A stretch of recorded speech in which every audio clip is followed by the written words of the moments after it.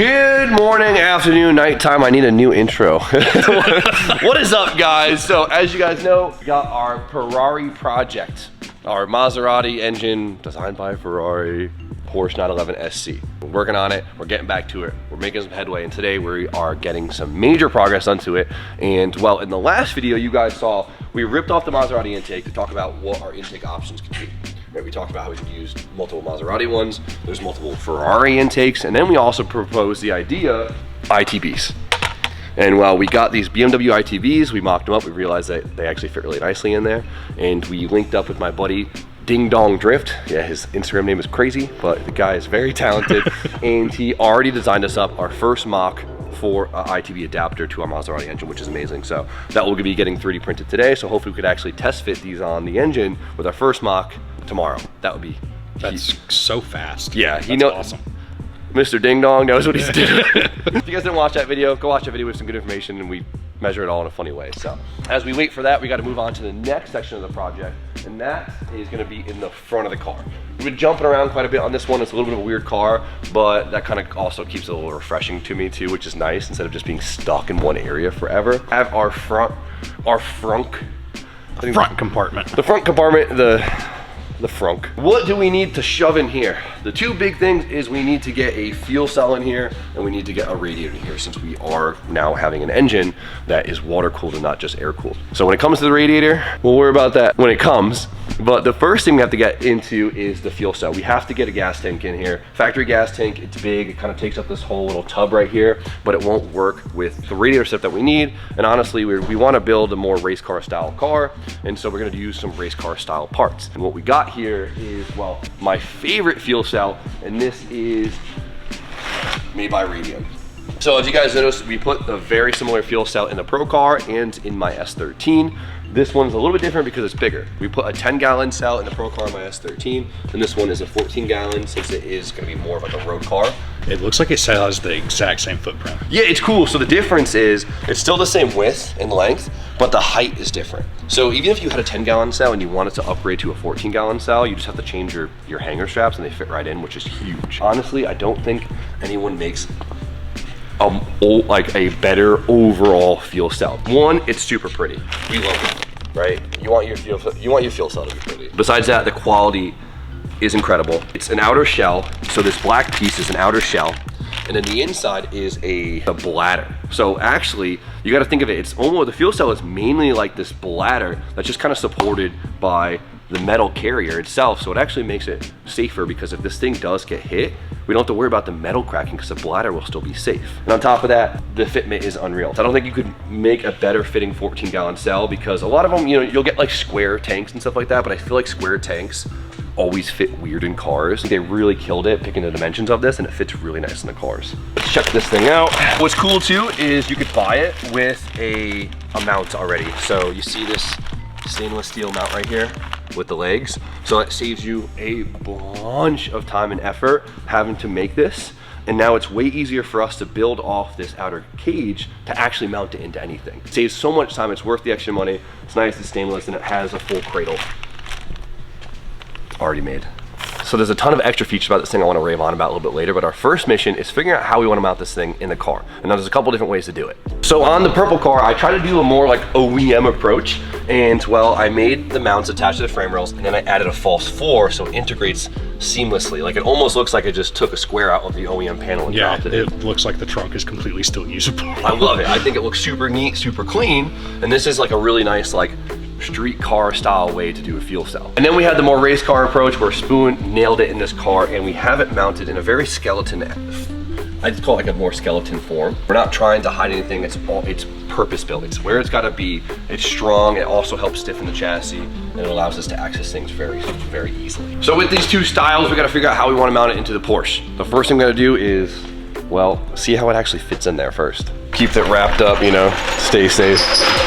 Your mother tell you to keep it wrapped. There we go. All right. We got some room in there. You want to kick the jack to the left a little bit. Right there. It fits in there pretty good. That looks beautiful. It looks badass. Oh, we can go way back more too. We're just gonna have to cut some stuff. Oh, we can cut this thing up, yeah. So we gotta find the balance of, you know, cutting some stuff up, but also making it look not like we cut a bunch of stuff up, you know what I'm trying to say? But I think we have some, is that the VIN plate right there? It is. Oh, that's cool. I think we could just squeeze between that because we can't really cut the VIN plate out of the car. We want to leave as much room in the front as physically possible because that will give us more room for the radiator, which will make our life a lot easier because that's going to be the trickier bit of it. So if we can get this thing farther back, that would be huge. When it comes to picking the height, we're not really height limited in the car. Obviously, I want to try to get the cell as low as possible to help with center of gravity, but the big thing is getting it farther back. And if you look right here, we have the arch on both sides, which is going to be our limiting factor. So we can cut into this arch to allow the cell to sit almost all the way at this edge, because there's just a lip right here. So see this little spot weld right here? We want to keep that spot weld to keep the metals together. So if we just go right on the outside of the spot welds, that should give us like 1.5 inches, which That's life changing. that's life changing. 1.5 inches. Oh, I'll be talking different.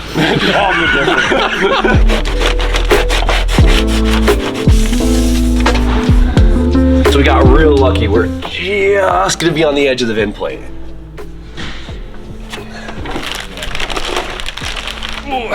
You know, at first I did feel really guilty about cutting into this chassis and like making it kind of impossible to revert back to normal.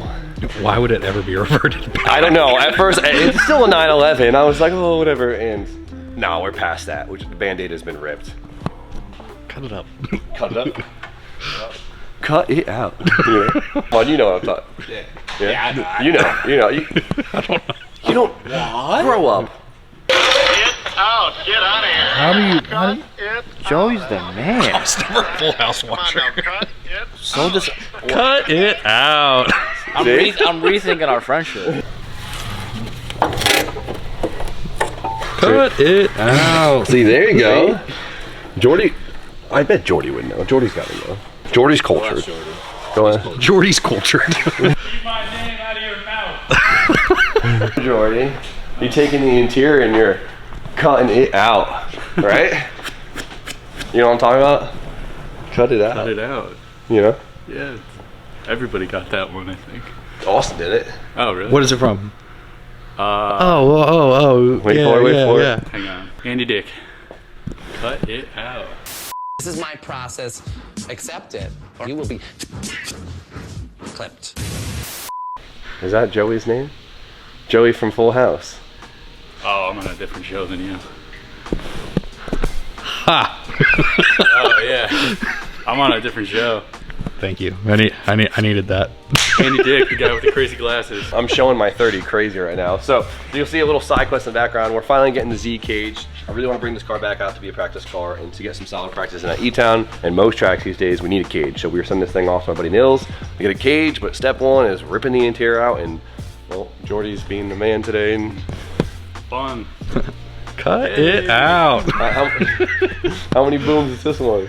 This gets negative 25. Jordy, can you kick the air on?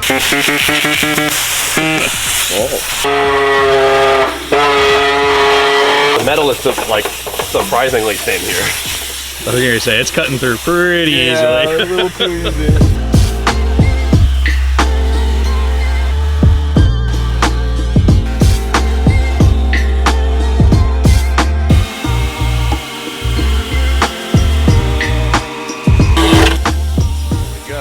You guys think RWBs are bad, we're cutting the crap out of this thing.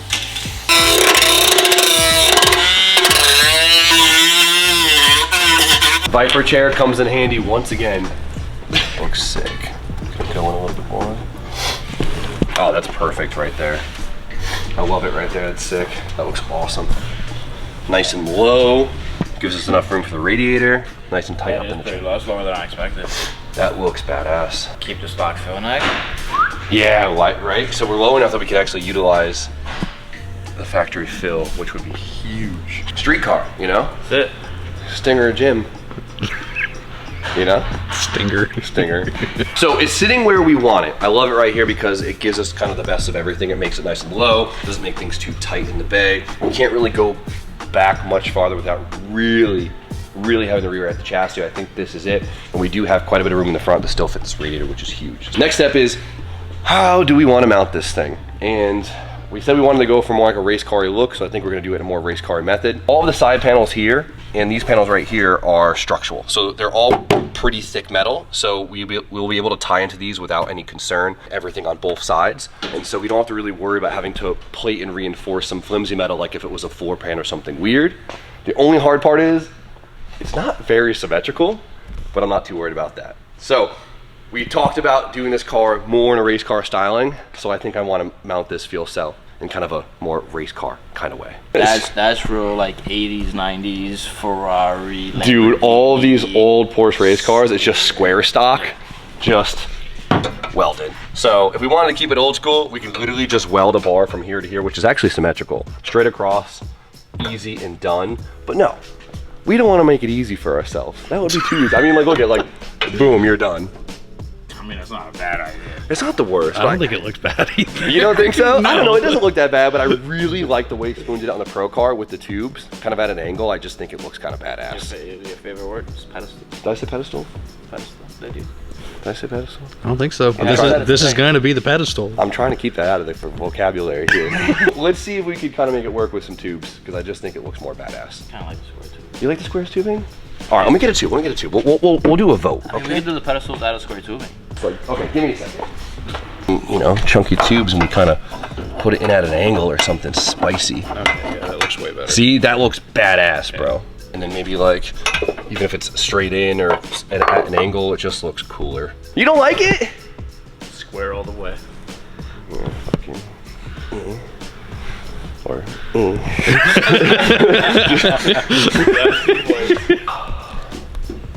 Let me know what you guys think. End the video. Like, give me a second.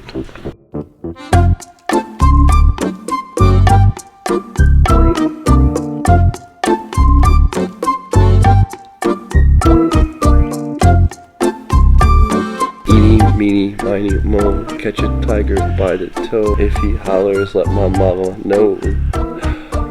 Very bad. What is it? How's it go? I don't know.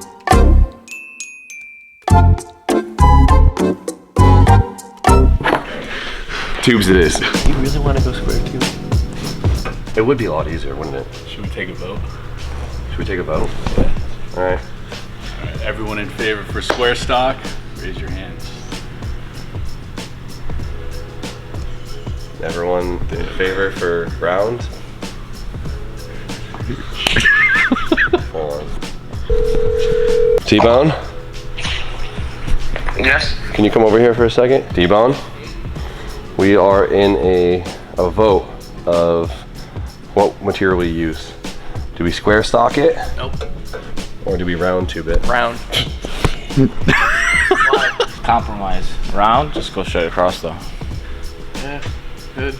Because of the pedestals, both sides are not the same. The OCD will drive me crazy. The nice thing about the round straight across is it gives us a little area to fill weld nicely. Do we split the difference then? Just go straight with round tubing? Yeah. Compromise is good. Compromise is good. Team.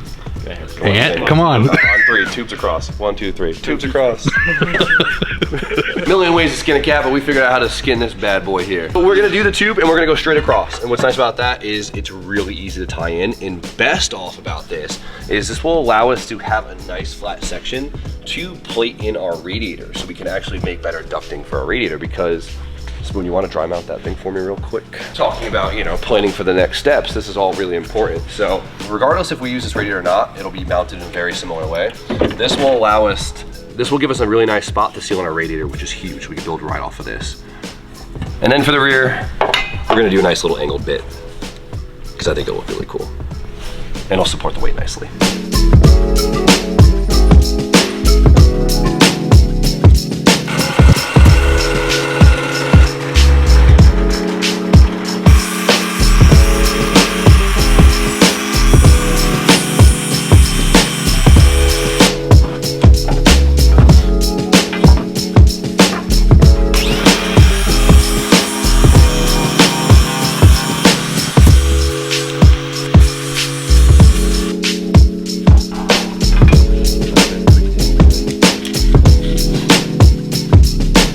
Is not level on the lift, so it makes it a little bit trickier. You ready?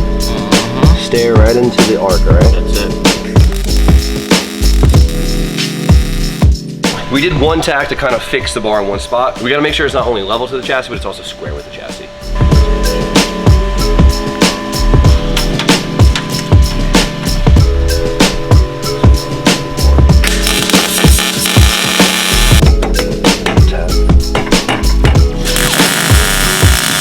Bar is tacked to the chassis, fuel cell is tacked to the bar, everything's square and level as best as we can get it.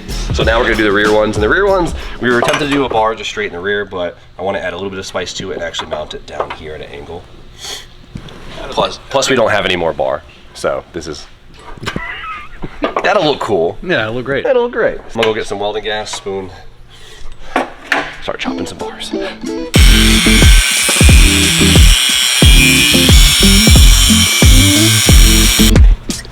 Little by little.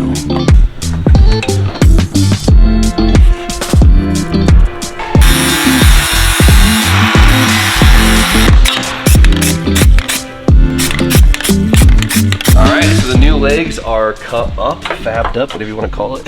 And so those are going to sit just like this. And that gives me that look that I really wanted. It's kind of a 2-for-1 because now we have that spot for our shield and our ducking. And then we have, you know, the cool styling that I wanted in the rear, which we'll actually see. It'll make sure it's plenty strong, it's in a good area. I'm super happy with it. All right, we got it all squared up. Time to tack it in place.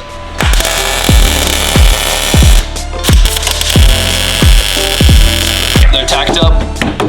It ain't going nowhere. So we're gonna pull the cell out so we don't gotta worry about splatter getting on the fuel cell and getting it all burnt up and ugly.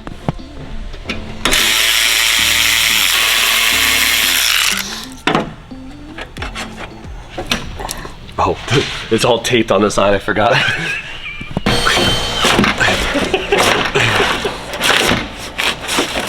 There it is. It was protected though. It was protected. Doesn't that look so badass? Like, it shows how worth it is to buy their pre-made hanger because it makes life so much easier and it is such a beautiful piece. So now we're gonna finish it off with some nice, pretty TIG welds.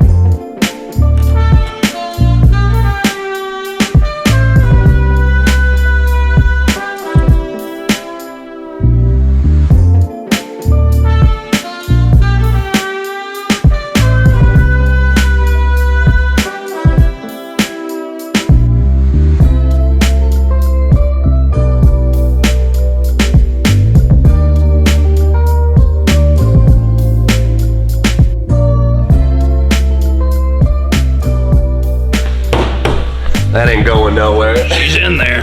It looks sick. I'm happy. It was a good compromise. It looks great. And you know, it might look not strong enough. Is that? I don't know. That looks pretty sturdy to me. Yeah, I mean, it's a thick tube, right? We don't got to worry about this. You know, you got to remember, this 14 gallons of liquid is heavy. So if you're mounting this, you got to be prepared for that. We have a great foundation. It's in a great location. I'm super pumped about it. What's cool too is we want to use the OEM fill neck. I think we're just low enough we can make it happen. If not, we can put a race car fill in this thing. I don't really care. It's nice. We have a fuel level sensor in it. So we'll get this running on our digital dash. We can actually keep track of how much fuel we have in this thing. And the new radium hangers are really awesome because they're quick change. So if you look at this is what I wanted to show off before. Usually when you pull out your surge tank, your hanger, you got to undo all of these on the edge. It's kind of a pain in the butt. It's one whole unit. But with the radium setup here, we just have to remove these right here and this whole thing slides out. So if you do have a track car where you need spare everything, you could have a full spare surge tank assembly and just any fuel pump issues, because it happens. Just have the fuel pumps like set up, like ready to go, and all wired, plumbed. You pull it in, you know, you pull it out, you drop it in, you're good to go. Given this isn't a competitive motorsports car, but it's still. We could still do that with that car. Exactly. That's what's cool about it. And what's nice is it looks like we have plenty of room to fit our radiator, which is gonna be the next big step. So this is the radiator we got from Phoenix forever ago. And this is kind of based off of measurements that I planned for last year. And it seems like this thing will actually fit pretty damn good now, which is awesome. So the big thing is how we want to mount this, and this we'll talk all about this, but I'm really leaning towards doing a V-mount style in here so we can get air in and air down, and this will allow us to make a really nice plate to get this all sealed up. So I think we set ourselves up pretty good for the next step, which what this is all about. So we're getting somewhere. One more big thing added to the puzzle. We're getting to the point where we have most of our big stuff mounted. We got a couple more things to go, and then it's gonna be a big game of connecting lines and sealing the chassis up and then getting it ready for paint, which is huge. I hope you guys picked up a couple good ideas when it comes to mounting a fuel cell between the Purple Coupe, the Pro Car, and the Porsche. There's a million different ways to do it, but figure out what works best for you, for your style, and your application. Yeah, that's the term. So for now, you guys know the deal. Like, comment, subscribe. Stay tuned for more content. We'll see you guys very shortly.